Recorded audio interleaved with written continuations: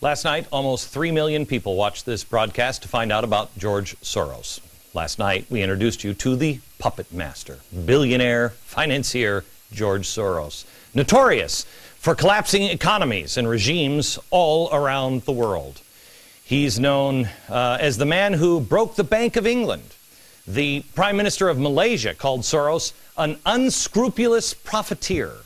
In Thailand, he was branded the economic war criminal. They also said that he sucks the blood from people. In 1994, George Soros stated, quote, "Just right that the former Soviet Empire is now called the Soros Empire."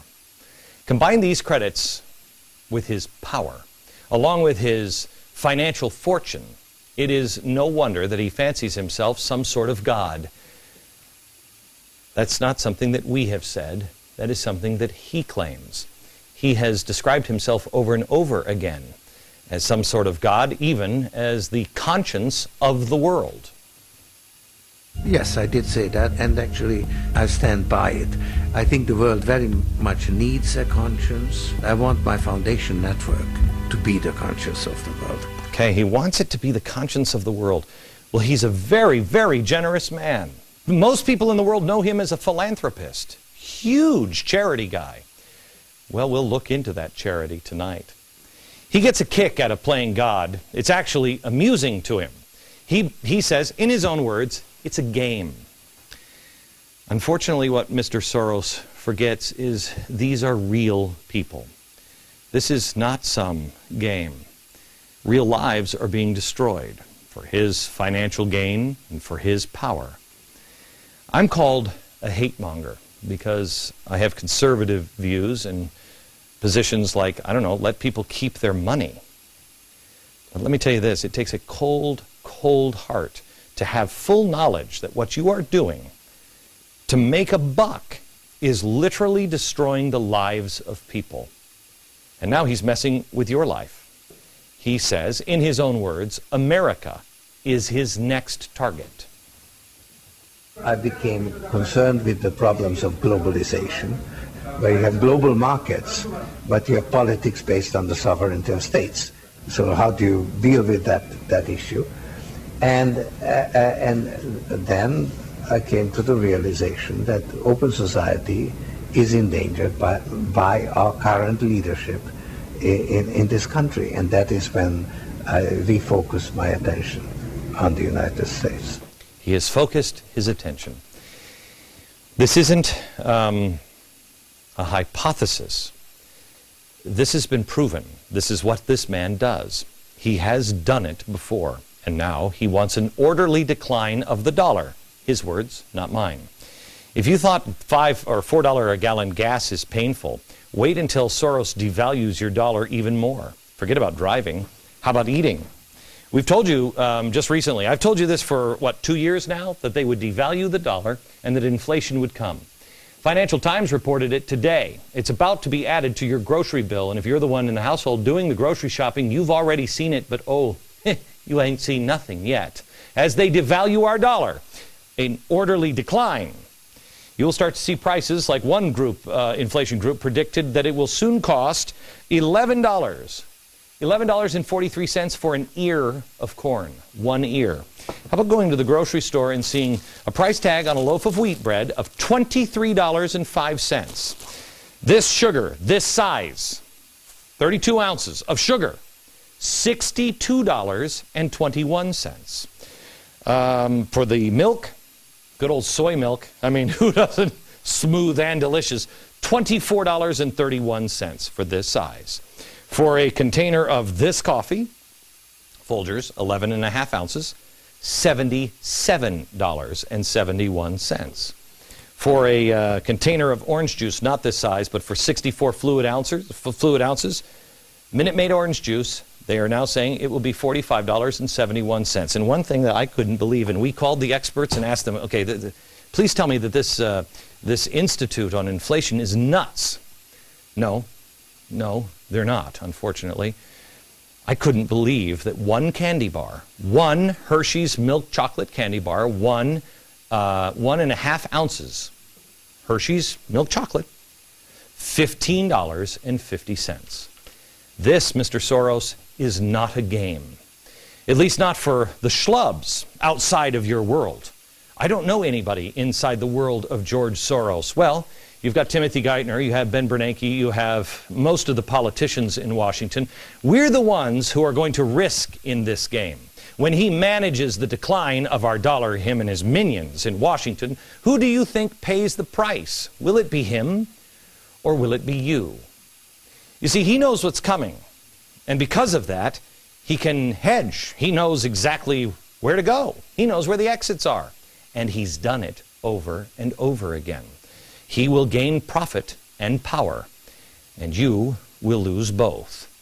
He's playing God, which is fine by him, because he's an atheist. So there has to be a God who's going to fill that void. Well, he's smart enough to do it. In one transcript, he said that he was benevolent just like God. He sees the future just like God. So what does God's Bible preach? Globalization. Open society is a desirable form of social organization, both as a means to an end and as an end in itself. Okay. That's, by the way, the replacement of the republic in open society. This is not a leap of faith. I'm stating this as fact. And as I told you last night at glennbeck.com and on theblaze.com, you will find all of these facts, all of the research. Do not take my word for it. Not one bit on this show. Do not take my word for it. Read about it yourself. Most of it comes in the form of his own words. Come on over here for a second. These are, many of these are the books that we use to prepare this show. And many of these books are written by him. This one, this one, this one. You can read about it. He's not shy about telling you. I mean, God wrote a book too. He wrote 3. Because of his own words, we know what to look for. We know the signs. We know what he's done in the past to bring down regimes. He's left a blueprint, a pattern to look for. And now that Soros is saying that he has turned his focus and set his sights on America, don't you think we should look at his past and see how he's done it before? What are the footprints? Where is he leaving fingerprints? How did he do it? 4 or 5 times before. Well, we also should look at what has he accomplished so far. How far down that line is he? Tonight, we look at the puppet master's latest work of art, America Under Siege.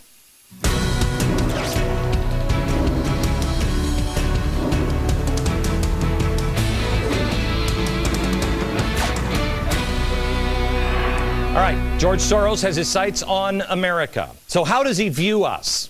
Well, it's easy. He views us like this. America is the main obstacle to a stable and just world order. The United States. His words, not mine. So not only does he want to bring America to her knees financially, he wants to reap obscene profits off us as well. Like when he made $1 billion off the collapse of the British sterling. His claim, not mine. The money that I made on this particular transaction, the estimate is about $1 billion. You were the guy they said who broke the Bank of England. Right, and did. Well, that's true. He's just a lovable old spooky dude. By the way, his people, when they met with my number 2 in a story that I told you last night, and remember, left us this threat, this gift, he says that they didn't really make that much off it. So is he lying then or is he lying now? Which is it? This man causes misery in his wake. People's lives were ruined. Retirement accounts, savings, jobs, all gone. Grandma and Grandpa saved their whole life. Gone. And he just walks away. You've saved your whole life. If you've put all your money away for retirement, it's now worth 30% less in the last 10 years. And it's about to be worth a lot less. What are you going to do? You're going to go back and get another job? See, he doesn't think about that stuff because your life is a game to this man. And again, listen to George Soros in his own words. When you try to, let's say, improve society, You affect different people and different interests differently, and they are not actually commensurate. So you very often have all kinds of unintended adverse consequences. So I had to experiment, and it was a learning process.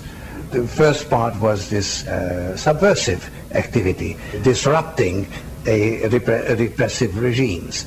That was a lot of fun, and that's actually what got me hooked on this whole enterprise.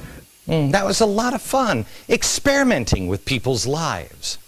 This is what happens when people put themselves in an elite category, or appoint themselves rulers, or in his case, see themselves as some sort of a god. You become a plaything, and he is the all-knowing, all-seeing creator. He has been playing this game for a very long time. But before I show you how he's playing it now and what is coming, I want to start in Czechoslovakia. Half a century ago in Czechoslovakia. It was a scary, scary time to live in this part of the world. The world was changing. Europe was on fire. Joblessness, hunger. Hunger was on the rise. People didn't know what to do. Protesters started rioting in the streets. The average person was frightened out of their mind. And so what did they do? They begged the government, please bring order. Stop the people rioting in the streets. Well, they did. And the next thing the average person knew, they were a communist country. It is important to remember this story, because that's what history books would tell you. But there's now new documents out that were never supposed to be released. And it plays directly into today and what's happening in America. And we'll get to that by the bottom of the hour. But right now I want to show you the signs. What is George Soros trying to do? What is it? How does he do it? After country after country after country, we found that there are 5 steps to him gaining control. He does it over and over and over again. So let's see what the steps are, and let's see if he's done any of them here. The first one is form a shadow government using a humanitarian aid as cover. This is what he just said. It's kind of funny. It's kind of fun. The first step, he said, is subversive activities. Okay? Step 2, control the airwaves. Fund existing radio and TV outlets and take control over them, or start your own outlets. Remember, take control of existing or start your own. Step 3, destabilize the state. Weaken the government and build an anti-government kind of feeling in the country. You exploit an economic crisis or take advantage of an existing crisis. Pressure from the top and the bottom. This will allow you to weaken the government and build anti-government public sentiment. Step 4, you provoke an election crisis. You wait for an election, and during the election you cry voter fraud. Step 5, take power. You stage massive demonstrations, civil disobedience, sit-ins, general strikes. You encourage activism. You promote voter fraud, tell followers what to do through your radio and television stations. Well, let's start at the beginning, shall we? Do any of those sound familiar? This is the way George Soros takes country down every time. Every time. Again, he's done it. How many times, Joe? 4 or 5? 4 times. 4 times before. We'll be number 5. So let's go back here. The 5 steps to control. The first one is form a shadow government using humanitarian aid as a cover. Now, is he doing this? Well, let me start with the central George Soros operation, which is OSI. This is his main group. OSI. It is the Open Society Institute. It sounds warm and fuzzy, and to hear the way they tell it, it is warm and fuzzy. Oddly enough, yesterday, in a sign of, I think, total panic and collapse, OSI released a video talking all about all the wonderful things that George Soros does. It's fantastic. It must have cost them a fortune to put this up. Coincidentally, it's released the day that we do our special to show you that he's just a lovable old philanthropist. That's all he does. He cares about people. Well, I'm sure he does. I'm sure he does. Because he's a humanitarian. He's a philanthropist, you know. He gives tons of money. I'll show you that whole thing at the end of the show. Through the Open Society Foundation, he donates almost $500 million annually to charity causes all around the globe. Well, that's fantastic. That's fantastic. I love people who give a lot of money to charity. I think that's fantastic. I do.